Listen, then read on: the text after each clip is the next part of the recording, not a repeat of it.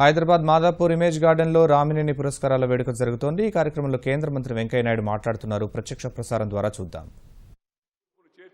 మనందరం కూడా దేశాన్ని శక్తివంతమైన దేశంగా తయారు చేయాలని అందరూ కూడా కోరుతా ఉన్నాను.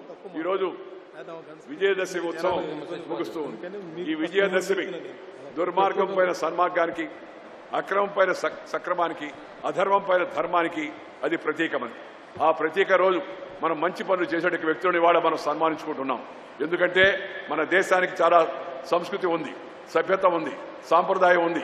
ఆదికాలం నుంచి, వేదకాలం నుంచి, పుణ్యకాలం నుంచి, పురాణకాలం నుంచి మన పూర్వీకులు అనుభవించి, రంగరించి, మేళవించి మనకు అందించినట్టు వారసత్వం అయితే ఉందో ఆ జీవన విధానం అది ఎంతో ఉత్కృష్టమైంది.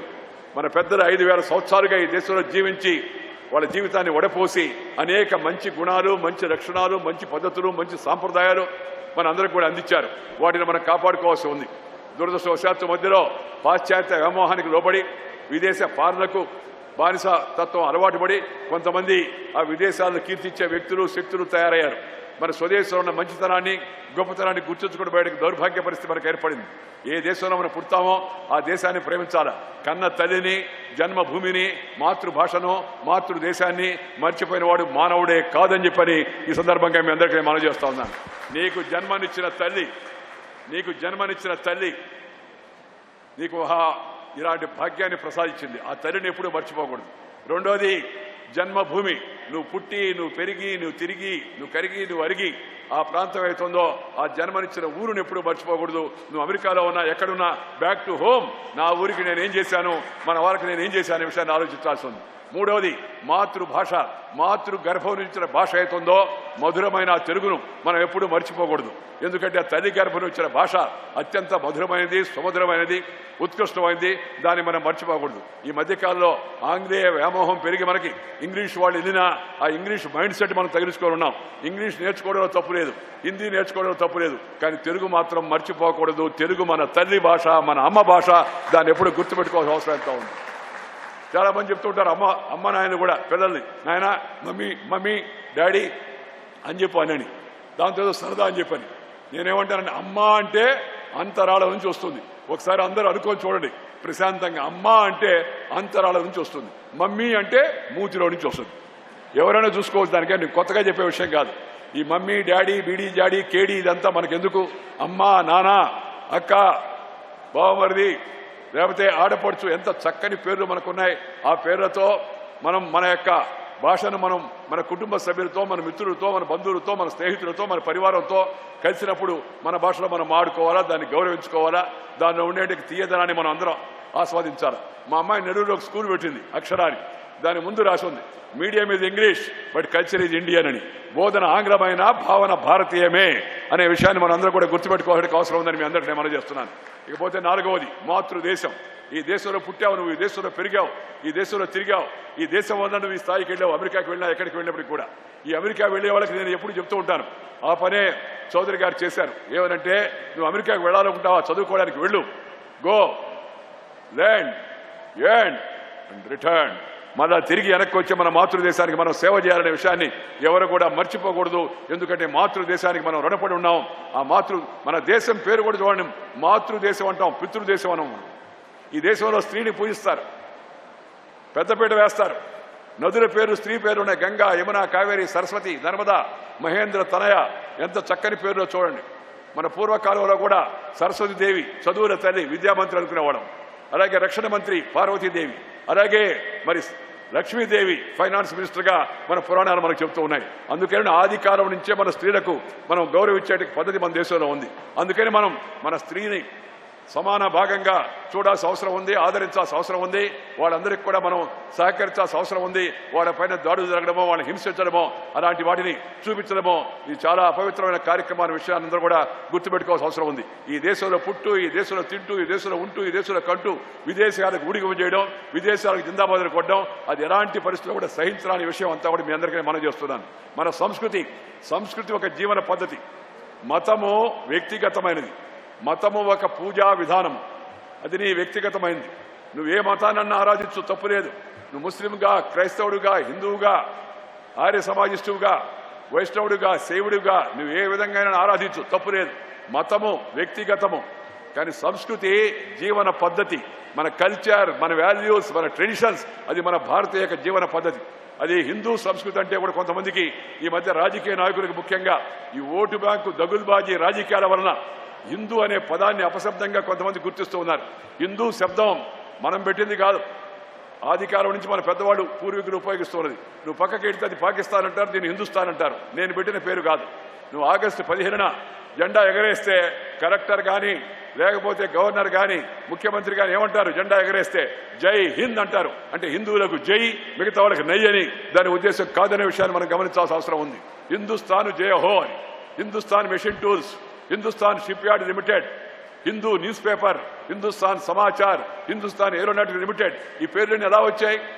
మతంతో కూడినవి కావన్నీ కూడా మన సంస్కృతి, మన జీవన విధానంతో, మన పద్ధతితో కూడుకునే ఉత్కృష్టమైన విధానాలు. మొన్న ఎవరో ఆయన అడిగాడు నన్ను, సార్ ఏంది సార్ సంస్కృతి అంటే ఏందని? సంస్కృతి అంటే జీవన విధానం. అటుగా సార్ అర్థమయ్యేది చెప్పండి అన్నాడు. నేను ఆయనకు అర్థమయ్యేదానికి ఒక మాట చెప్పాను. సంస్కృతి అంటే ఏంటంటే నీ రొట్టెను నువ్వు తింటే అది ప్రకృతి.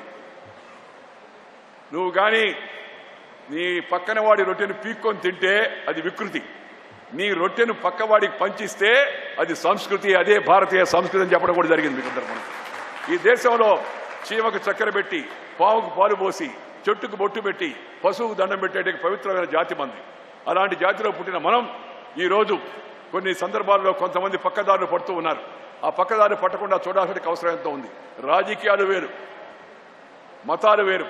మన మతము వేరైనా మనందరి యొక్క గతము ఒక్కటే. మన గతము అందరిది కూడా ఒకటే అనే విషయాన్ని మనందరూ కూడా గుర్తుపెట్టుకోవాల్సిన అవసరం ఎంతో ఉంది.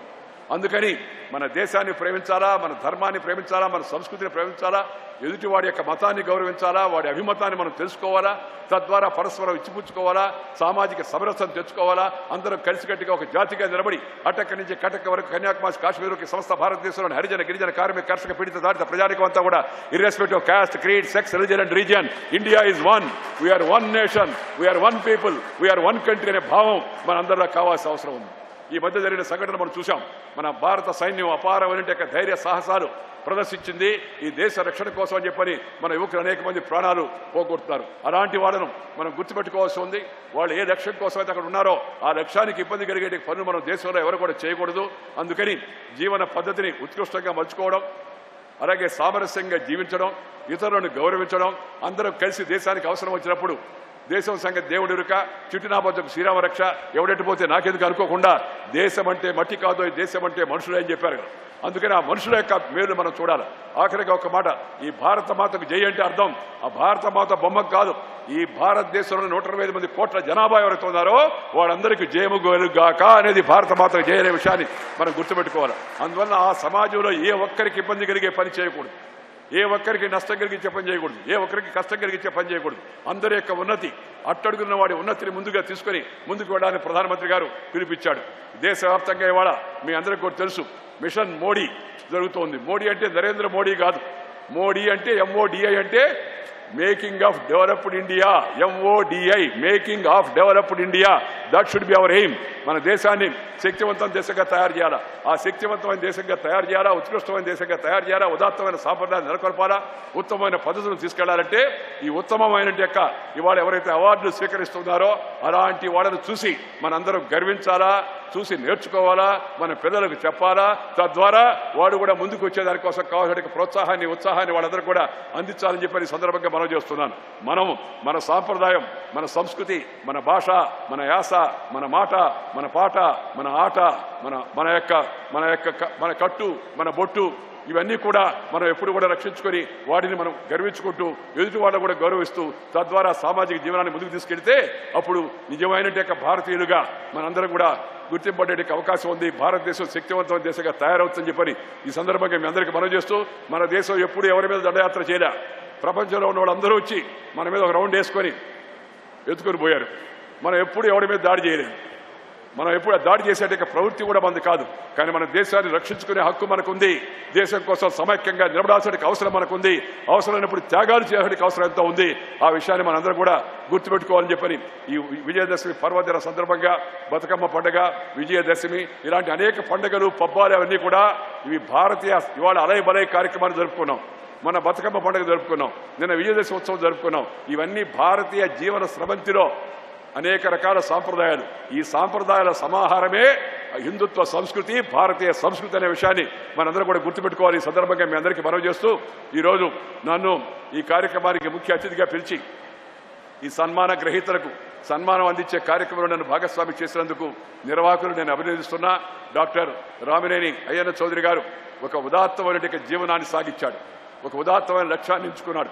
తన పిల్లలకు కూడా భారతీయ సాంప్రదాయం పద్ధతులకు అనుగుణంగా పేరు పెట్టాడు. పేరు పెట్టడమే కాకుండా పేరు ఒకటే కాదు, ఊరు మర్చిపోవద్దని చెప్పాడు. దాంతోపాటు మన సాంప్రదాయాలు వాళ్ళకి ఒడిగట్టిగట్టుగా చేశాడు. వాళ్ళు కూడా ఆయన చూపించిన మార్గంలో ఇవాళ ముందుకు వెళుతూ ఉన్నారు. రాబోయే